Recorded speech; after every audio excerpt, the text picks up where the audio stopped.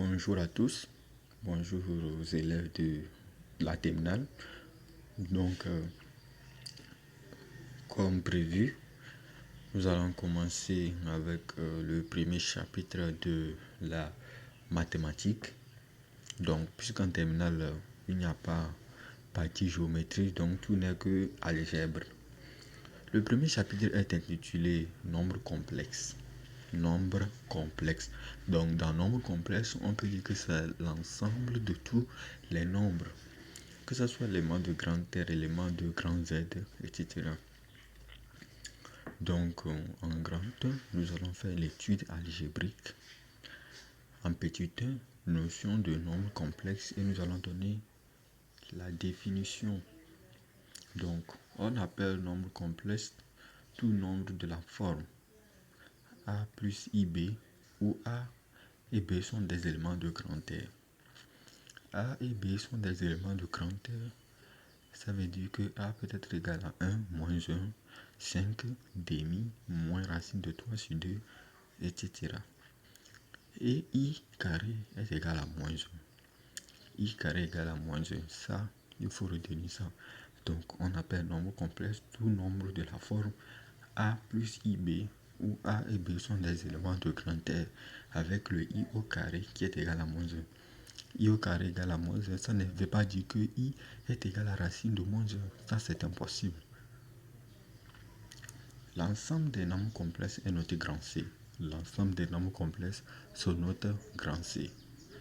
Tout nombre complexe Z s'écrit de façon unique sous la forme Z est égal à A plus IB.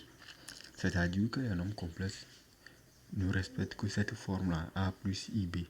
A élément de grand R, B élément de grand R. Exemple, je peux dire que Z est égal à 2 plus 3i.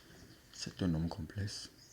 Z est égal à racine de 3 sur 2 moins i. C'est un nombre complexe également. La forme A plus IB est appelée forme algébrique du nombre complexe. Ça, c'est la forme algébrique du nombre complexe A plus IB.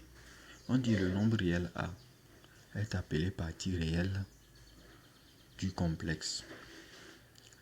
Et on note A égale à réel de Z. Le A, c'est la partie réelle puisque ça ne comporte pas le IB.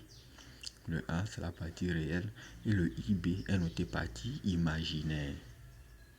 Donc ça, c'est la partie réelle. Ça, c'est un nombre réel. Et IB, puisqu'il comporte le I collé au nombre réel, ça fait partie imaginaire. Donc, pour trouver un complexe, Z sera égal à partie réelle de Z plus partie imaginaire de Z. Alors ça, ce sont des propriétés. Nous allons voir que nous dit ces propriétés.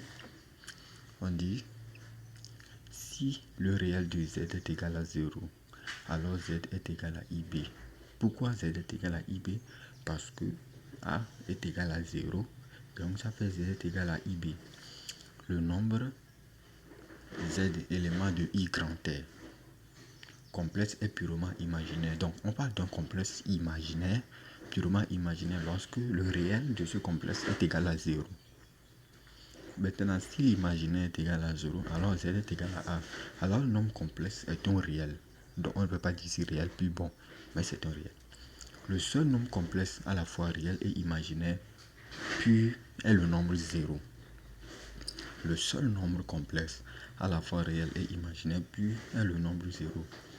Donc je vous remercie pour cette attention que vous avez prêtée pour ou bien durant cette première partie.